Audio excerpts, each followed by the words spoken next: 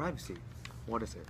Well, according to the Constitution, it's a right that every citizen has for protection against the government. But is our privacy in danger? Well, recently revealed classified documents make the answer to that question unclear. The National Security Agency, known as the NSA, is responsible for monitoring, translating, and reviewing encrypted information from foreign nations as a means of national security. In short, the National Security Agency was built for just that, security. Recent released information from ex-NSA contractor Edward Snowden shows that this monitoring of internet use, phone calls, and other means of telecommunication have been domestic also. So now, the question is, has the national government been using wiretapping to look into our personal conversations and infringing on our right to privacy? Is our nation's defense strategy in jeopardy now that our plans have been leaked? We turn now to Edward Snowden himself, the man who is considered a hero and a traitor, from his hideout in a remote location in Russia. Hi everyone, Solomon Abdallah here with Edward Snowden. How are you today? Oh, I'm fine. Thank you for having me. Now, how would you respond to recent allegations that you're trying to sell government secrets to Russia? I deny those allegations. I'm not trying to help any foreign nation, and I'm not trying to hurt the U.S. government either. I'm simply trying to inform the public about an issue that demands public policy. During your time with the NSA, what kind of surveillance programs were enacted on the American people? Well, there was this one particular program called PRISM, and basically what it was the NSA would deputize government corporations like Yahoo and Google in order to obtain surveillance of everyday, average, ordinary citizens. But how were these laws enacted without the knowledge of the American people? Well, what people don't actually know is that these laws were passed, but they were passed in secret courts using secret ballots. But doesn't that violate the Freedom of Information Act? Well, PRISM and other surveillance programs like it did not actually violate the Freedom of Information Act. The Freedom of Information Act states that the general public has use to any previously unreleased documents, but it doesn't include classified documents, and the NSA programs were considered classified. Well, what made you want to leak these documents to the public? Well, I believed that the government was beginning to abuse the National Supremacy Clause in order to expand their control into areas that the Founding Fathers never intended. And I also believe that the citizens deserve to have a right to know what the government was doing. Do you think these leaks are going to end the government surveillance programs? This government was formed on the idea of consent of the governed. I may have told the people about what the government was doing, but it's up to them to enact policy on the situation using methods like litigation or grassroots lobbying. Thank you very much, Edward Snowden. This has been Solomon Abdallah reporting from Russia. So what is Obama's response to the NSA wiretapping scandal and Snowden's actions? Find out now in his address to the nation. Russia. My fellow Americans, we live in an era where more and more of our personal information is digitized, and I am aware that the intelligence agency has the potential for abuse, and that can be unsettling. However, the NSA deserves our trust, and the American people must trust that their government will not abuse this power. In this era where your bank accounts can be emptied with the click of a mouse, a large surveillance agency is essential. Terrorism is no longer simply a physical threat.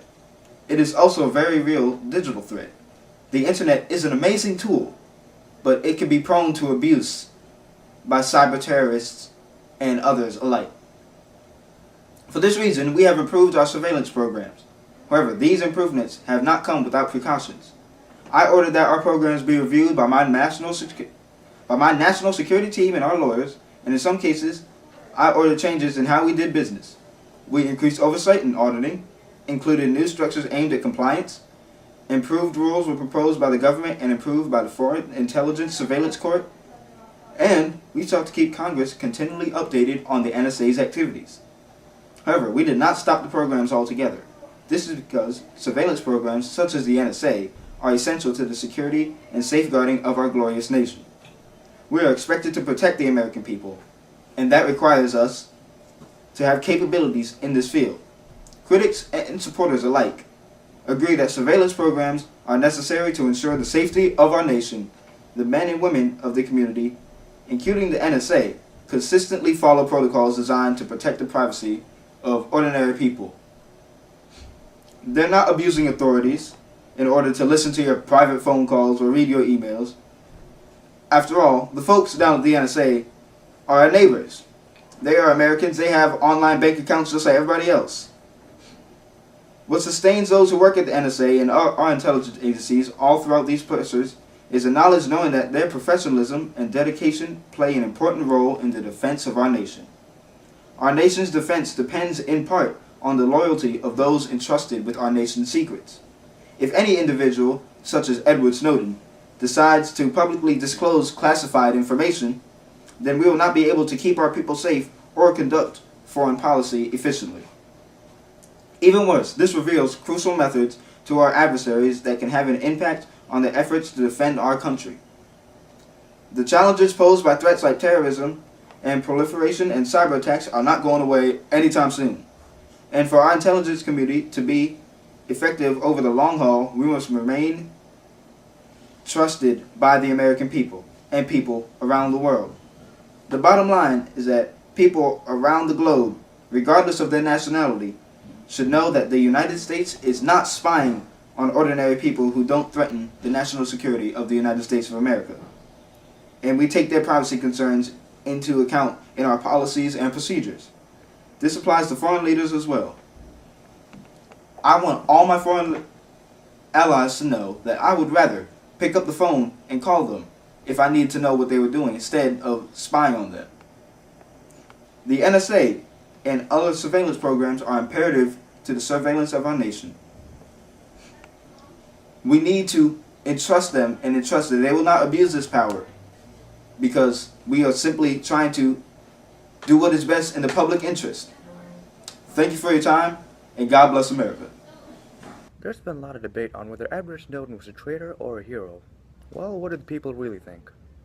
We turned out to Steve Wildfire, who's done some investigative reporting in Rockville High School to find out the public's opinion. Sanjay Gupta reporting live from Rockville High School. You're interviewing Carlos Pietrasanta, immigrant from Guatemala. So, what is your opinion on the recent wiretapping scandal revealed by Edward Snowden? I think it's quite ridiculous that the government can listen in on what our conversations and what we're doing. And I agree with Mark Zuckerberg, the person who created Facebook, and how the government should have more trust in its people as well as its institutes to not have to feel that they have to monitor everything.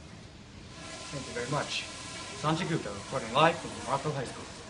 This is Steve Wildfire reporting from NSL Studios, here with Miss Seabreeze, a teacher here at Rockville High School. So, Miss Seabreeze, do you think the government's actions in the wiretapping scandal were justified?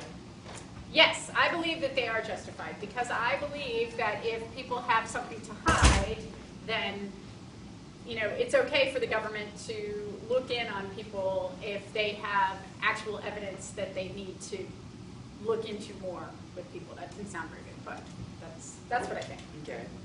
Do you think Edward Snowden's actions of releasing it to the public through WikiLeaks was a good idea? No, that I don't think was a good idea.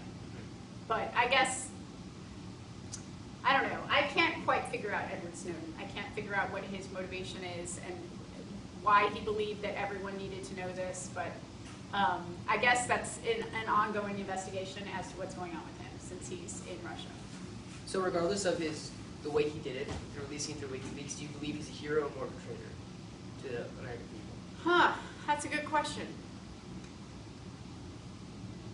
I have to go with traitor.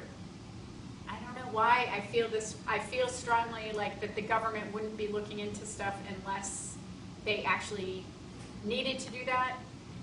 Maybe I'm just too trusting of the government, but that's what I think.